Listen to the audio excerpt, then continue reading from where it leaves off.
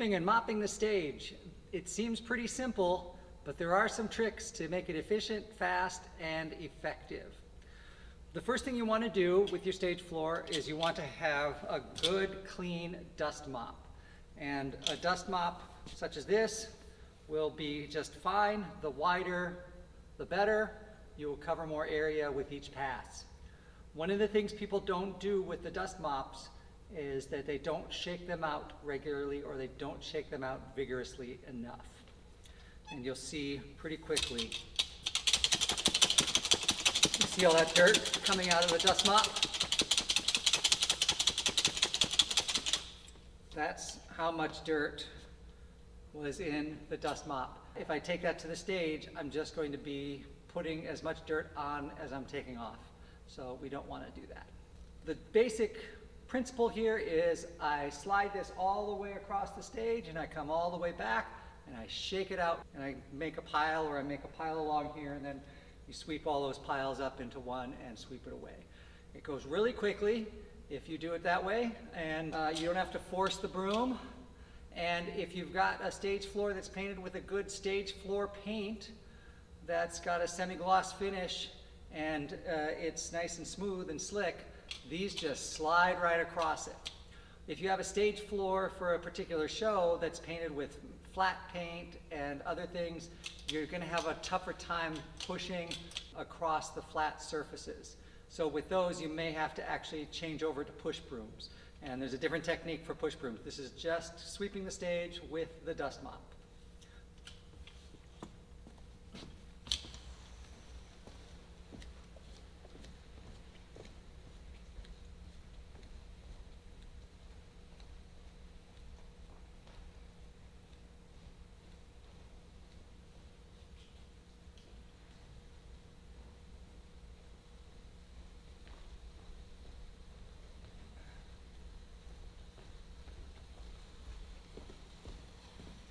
I went from here to the other side of the stage, and then I turned around and I came back and I overlapped onto a new section.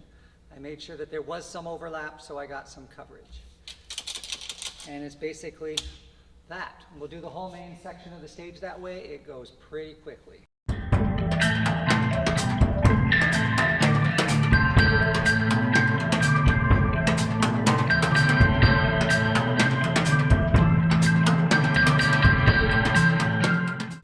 I can do that with 2 or 3 people, and it goes even faster, but you see that I did it all by myself in a matter of a couple of minutes. Doesn't take long at all.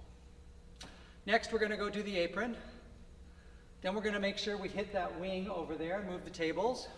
Do the same to this other wing, and move the stuff away from the back wall. People tend not to do those things because it's a lot of work to move all the stuff. Your stage will be cleaner and happier and better for it if you move those things regularly. Especially if you're doing a concert, pull all the stuff away from the wall, pull the tables away from the wall, sweep and mop underneath the rail, because the show probably hasn't done it. The show that was previous has a set to sweep and mop around, so it doesn't get underneath the set, and it can't get to, where all the props and the stuff are stored backstage. So the best time to get in all the corners and cracks and crevices is during rehearsals, before the set construction starts, and during concerts and other events. So take the time to do that thoroughly and effectively all the way around the perimeter.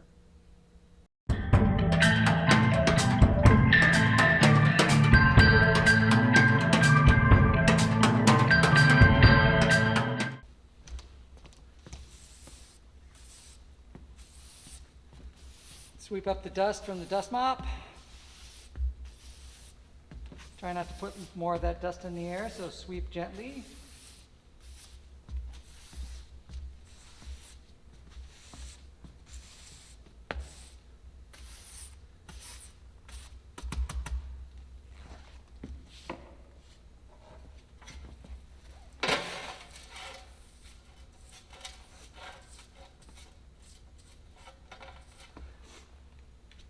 Ideally, if you can, put this dust into a trash can with a trash liner.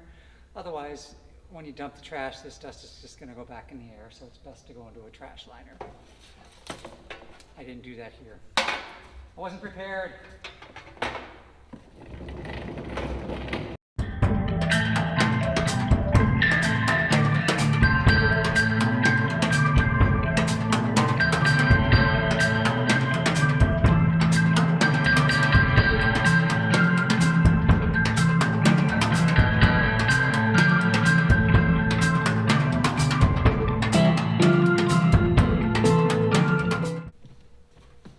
Sweep up your trash, pick it all up. Before I do this, again, shake out that dust mop, but shake it out really well. This is going to put a bunch of dust in the air too. If you want to wear a dust mask, go ahead and do so.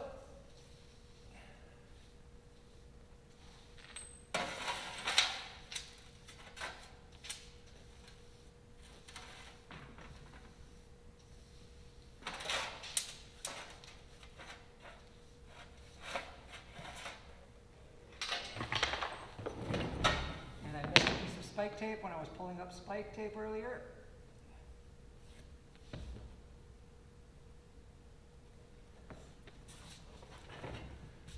Sweeping and mopping allows you to inspect your stage. It allows you to pass a broom over every inch of your stage, and you discover screws, you discover nails, you discover things poking up, you discover things that you would have noticed otherwise. So it's kind of a safety check before you have rehearsal or performance or an event or before your crew shows up. So, or you use your crew to do that first thing so they are all aware of it. So it's really a safety feature to double check all of your stage floor surface and make sure it is safe for your activity. After we've swept the stage, we'll want to mop it, and we'll want to wet mop it or damp mop it, more like on the damp mop side, not the wet mop side.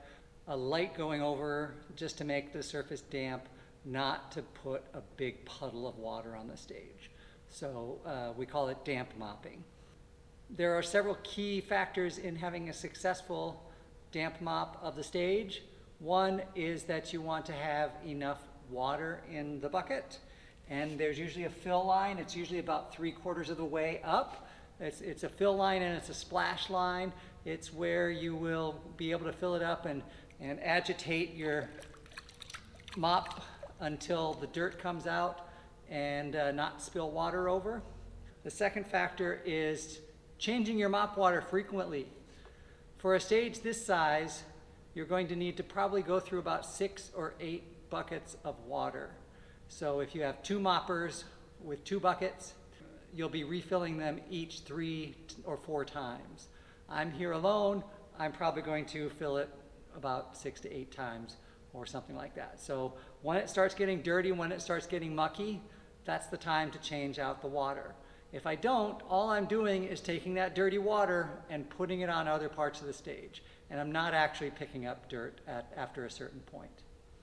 We don't put solvents or cleansers in the water. We just damp mop with just plain old water. If we start putting cleansers in, people tend to put too much soap in, and then the soap gets built up all over the stage, and then for weeks and weeks and weeks after, every time anyone mops the stage, it's bubbling up soap, it's foaming, and the foam buildup makes it hard to paint the stage. So unless you have something you need to clean up with soap in a spot area, like you've got some stage blood that just won't clean up with plain water and you need to add a little soap, do it sparingly, but don't do it for the entire stage. The stage will just be happier and cleaner. All it needs is a damp mopping, nothing special. Other than that, it's technique. And this is the basic technique. Every time you get done mopping, you rinse out all of that dirt. You put it in the wringer and you wring it out. If you want to, you can do another twist after you've done the first wring and wring it out some more. Get that mop to be not soaking wet, not sopping wet, but sort of damp. If it's really dirty, you can rinse it out a second time. And then your technique is going to be a figure eight. So you're going to draw figure eights on the stage, and I'm going to do it pretty much about 4 to 5 feet wide. People think that if they do wider, they'll get things done faster, but you don't need to go wider. And if you go wider, you're going to have to change your mop and rinse it out sooner. You rinse your mop out based upon how much coverage you get and how much dirt you pick up. So whether you're doing wide strips or narrow strips, you're still going to be changing your mop water out and rinsing your mop out at the same frequency. It's not going to make anything go any faster. The most comfortable thing is about, again, 5 to 6 feet apart, and here I'm just going back and I'm drawing figure eights. And I do that, and I do about a section, not much bigger than this. And then what I like to do is then I flip the mop over, the other side's still clean, and I do another section that's just about as big. If I get real big and I try to do this, now I'm having to, look at how much work I'm having to do. And yes, I look awesome, and yes, I've got this athletic approach and I'm getting so wide, but I still have to, my mop's dirty, I still have to come and rinse it out. So it doesn't actually get me going any faster.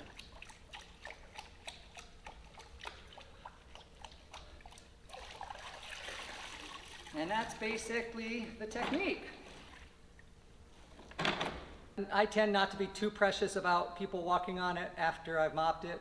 The whole point of the mopping is to pick up the dirt and to not let the dirt build up. Yes, you're going to have a show, a concert, an event, a performance. Right after it, actors are going to walk on it, performers are going to walk on it, stagehands are going to walk on it. So it's going to get dirty again. But the whole point of mopping on a daily basis is to have it clean for the performance. And if you need to do another mop just before the performance, because your show requires that, then do that. Do an extra mopping. It gets more dirt off of the floor, more dirt out of the air, and it's just a healthier environment and you know, a bigger morale boost to come into a clean theater and a clean space.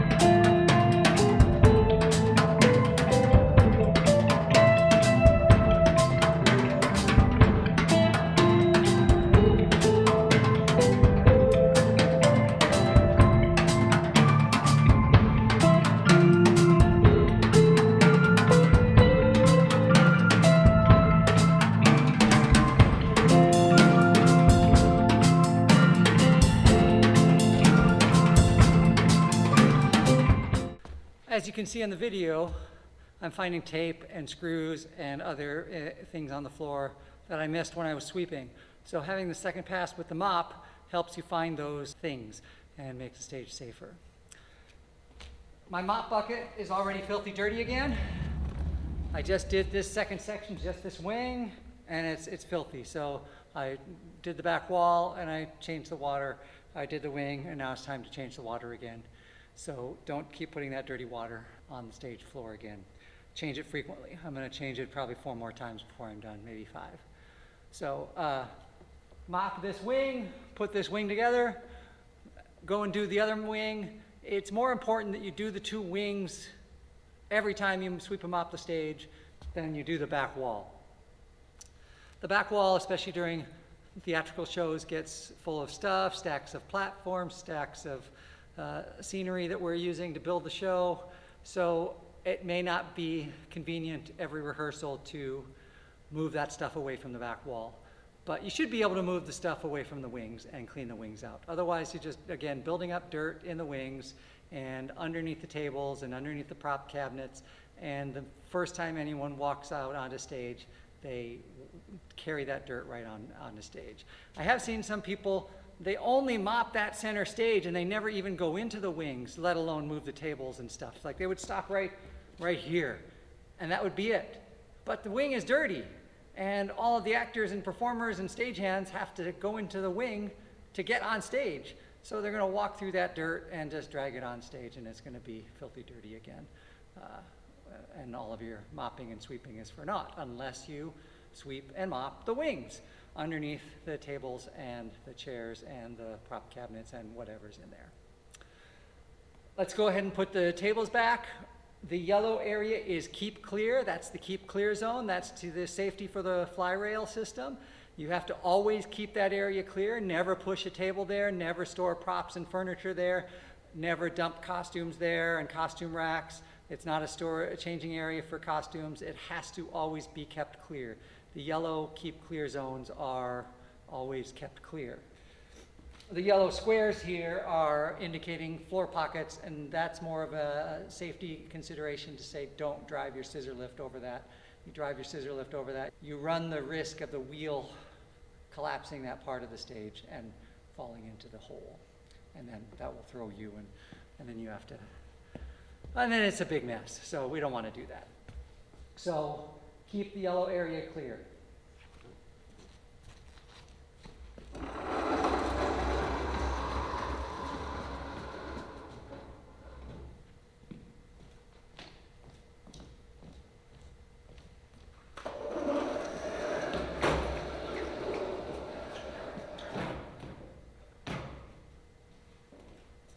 We usually have 2 tables in the wings, 2 tables in this wing and 2 tables in that wing. It's just standard equipment. If you don't need them, they can be moved out, but they're often useful for musicians to store instruments and stuff.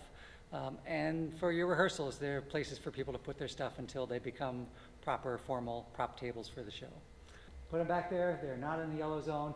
There's plenty of space to go around, and there we go. On to the apron, and then the rest of the stage.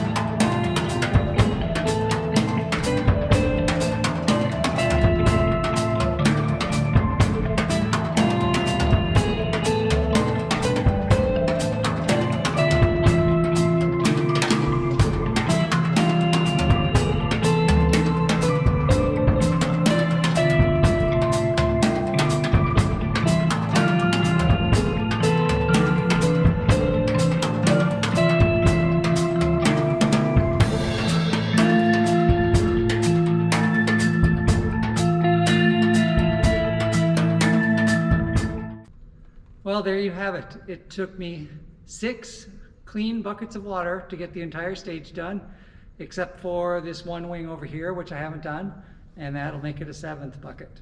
So 7 to 8 buckets of clean water you will require every time you mop the entire stage. And it's been a while since we've done a mop because it's in the middle of a pandemic. And as you can see from it drying back behind me, it is leaving some tracks, so it really could use another mopping.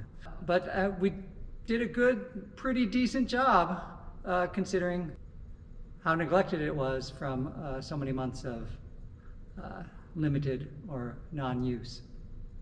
So we have our dirty mop bucket. We need to empty it and clean it out and put it away for storage. The first thing that you do not do is you don't take this mop bucket water and dump it in the paint room sink. The paint room sink has a special trap in it that catches solids, it catches paint solids, it filters that stuff out, and it does that so that it doesn't clog up the sewers and the drains.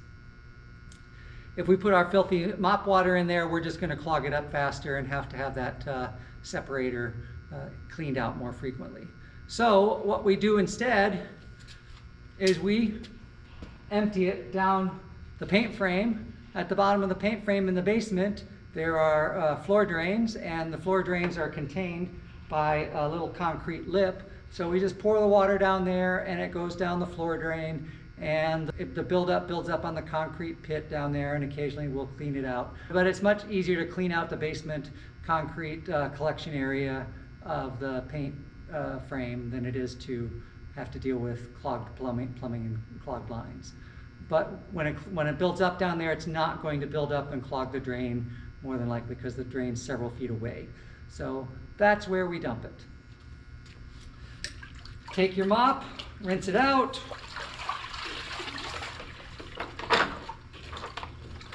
Squeeze the water out.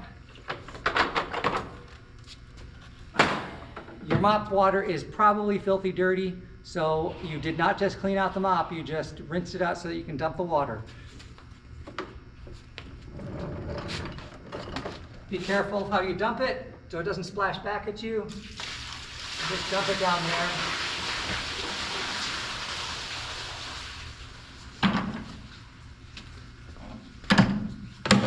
This is how we deal with our mop water at Cal State LA in the theater department and performing arts facilities.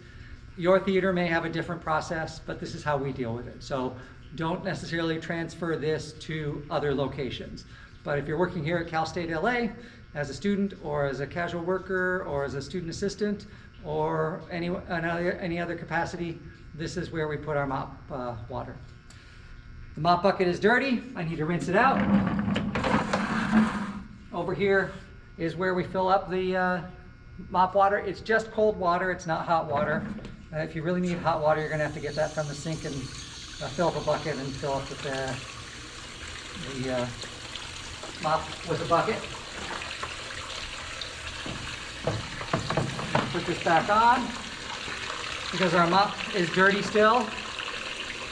Our bucket is dirty. I'm gonna sort of rinse down the sides while it's doing that.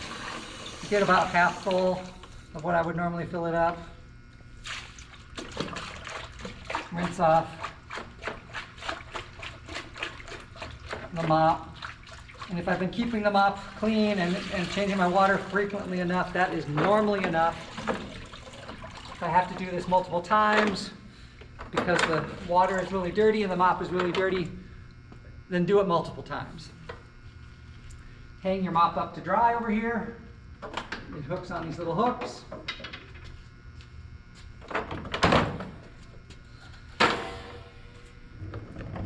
Over here we have a bucket. It's a drip bucket. It's always there, so it catches any loose drips. There's always some dripping that happens. Dump our last bit of water.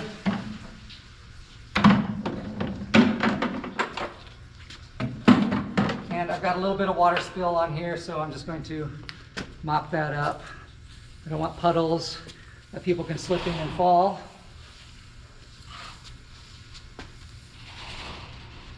Of course, now I just put some dirt in my mop, but it's just a little bit of dirt. We have wet floor signs you can put anytime you've mopped. You can put those down on stage. You can put them here. You probably should put them here, one or two, so that anybody who's passing through realizes and knows that it's danger right now because this concrete is wet and it's very slippery. It'll be more slippery here in the shop than it will be on stage. But that's basically your process for cleaning out your mop buckets and mopping the stage.